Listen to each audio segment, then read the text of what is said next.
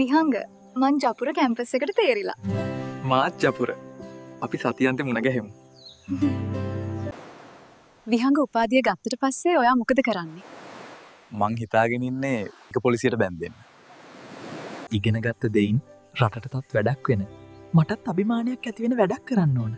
පොලිසියට බැගදුනම් හොඳයි කියලා හිතනවා. මේ යුනිෆෝම් එක ඇදගත්තම තමයි තේරෙන්නේ මේ ඇඳුමේ වගකීම කොයිතරම්ද කියලා.